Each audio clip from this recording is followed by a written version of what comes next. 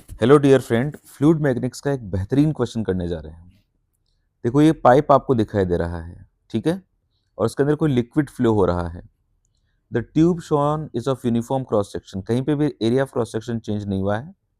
Liquid flows through it at a constant speed, liquid constant speed से move कर रहा है in the direction shown by the arrows, जिधर जिधर arrows दिखा रखे हैं वैसे वैसे।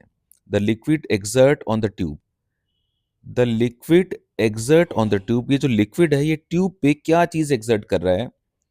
फर्स्ट ऑप्शन है net force toward the right, क्या इस ट्यूब को राइट हैंड साइड में लेके जा रहा है ये। और net force to the left, क्या लेफ्ट लेफ्ट में लेके जा रहा है। कोई क्लॉकवाइज टॉर्क लगा रहा है या फिर कोई एंटी क्लॉकवाइज टॉर्क लगा रहा है। आइए बात करते हैं। सबसे पहले बात करते हैं फोर्स की। अगर आपको फोर्स को कैलकुलेट करना है तो आपको पता है कि force is equal to rate of change of linear momentum होता है। And momentum P final minus P initial upon जो भी टाइम लिया।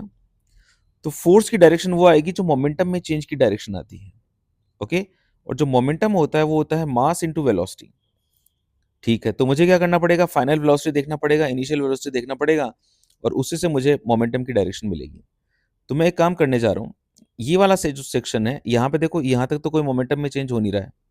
मोमेंटम में चेंज यहाँ हो रहा है, यहाँ से यहाँ पे जब लिक्विड आ रहा है, और फिर दोबारा चेंज यहाँ हो रहा है जब लिक्विड यहाँ जा रहा है। तो मैं इन दोनों सिचुएशंस को चेक करता हूँ। चलो एक काम करते हैं अपन लोग, सबसे पहले चेक करते हैं इस वाले पॉइंट पर। इस वाले पॉइंट पे देखो, जो फाइनल मोमेंटम है वो इस तरफ है, पी फाइनल, और लिक्विड यूं आ रहा है लेफ्ट टू राइट, तो लिक्विड का जो इनिशियल मोमेंटम है वो इस तरफ है। बट मुझे पता है कि जो फोर्स की जो डायरेक्शन होती है वो मोमेंटम में चेंज की डायरेक्शन की तरफ होगी, P final minus P initial की तरफ। तो पी फाइनल तो ये रहा मेरे पास में, ये जो मेरे को दिखाई दे रहा है पी इनिशियल ये है, बट मेरे को इसमें माइनस पी इनिशियल बनाना होगा। और मैं एक काम करता हूँ, P final minus P initial की डायरेक्शन निकाल लेता हूँ। ये जो आपको दिखाई दे रहा है ये पी फाइनल है और ये पी इनिशियल है। इन दोनों का जो रिजल्टेंट आएगा वो इस तरफ आएगा। अगर रिजल्टेंट इस तरफ आएगा तो मैंने ये फोर्स इस तरफ बना दिया। ये जो फोर्स आया, ये फोर्स किस पे फोर्स आया है, ये फोर्स आया है आपके इस वाटर मॉलिक्यूल पर। ये जो पानी जो आ रहा है, इस पानी के ऊपर फोर्स इस तरफ लग रहा है। अगर वाटर पे फोर्स इस तरफ लग रहा है तो आप लोग जानते हो कि every action has a reaction equal in magnitude and opposite in direction. अगर इस पे इस तरफ फोर्स लगा है तो इसने जो पाइप पे फोर्स लगाया होगा वो किधर लगाया होगा, इसकी अपोजिट डायरेक्शन पे। तो पाइप पे जो फोर्स लग रहा है वो इस तरफ लग रहा है। This is the force on pipe. Done. ठीक है, फोर्स आ गया पाइप पे मेरे पास इस तरफ, ये वाली जो डायरेक्शन मैंने दिखा रखी है। उसके बाद में जो आपका लिक्विड है वो यहां पर पहुंचा। जब लिक्विड यहां पर पहुंचा तो वो इनिशियल इस तरफ से आ रहा था, तो ये पी इनिशियल था और यहाँ पर पी फाइनल था। अब मैं पी फाइनल में से पी इनिशियल को सब्ट्रैक्ट कर देता हूँ इस तरफ। तो ये जो मैंने आपको दिखाया है ये पी फाइनल है, ये पी इनिशियल है, ये मॉलिक्यूल के ऊपर है। तो मॉलिक्यूल की डायरेक्शन से चेंज हुई है फाइनल मोमेंटम। ये इनिशियल मोमेंटम था, ये माइनस पी इनिशियल कर दिया, और P final minus P initial इस तरफ आ जाएगा। मतलब इस मॉलिक्यूल के ऊपर अगर मैं फोर्स देखता हूँ तो इस तरफ आया। ओके, अगर मॉलिक्यूल पे फोर्स इस तरफ आया है तो पाइप पे फोर्स किधर लग रहा होगा, अपोजिट डायरेक्शन में। तो मैं पाइप पे फोर्स की डायरेक्शन देखता हूँ, तो पाइप पे जो फोर्स आया वो इस तरफ आया। डन। तो अब दो जगह पर मोमेंटम की डायरेक्शन चेंज हुई, तो दो जगह पे फोर्स लगा। पाइप पे फोर्स इस तरफ था, पाइप पे फोर्स इस तरफ था।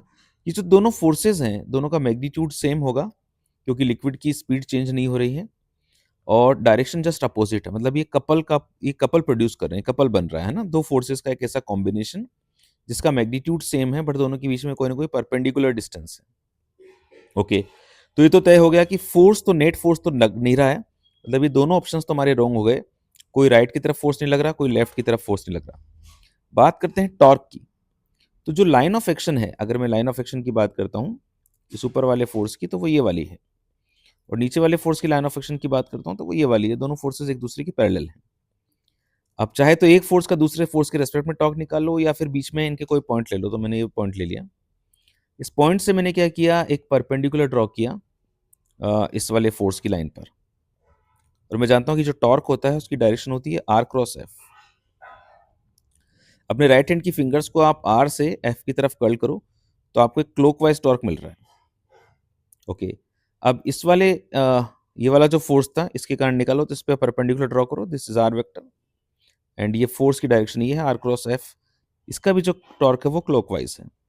तो मैंने देखा ये ऊपर वाले का भी क्लॉकवाइज टॉर्क आया और नीचे वाले का भी क्लॉकवाइज टॉर्क आया। तो ये जो पूरा पाइप है ये एक क्लॉकवाइज टॉर्क एक्सपीरियंस करेगा।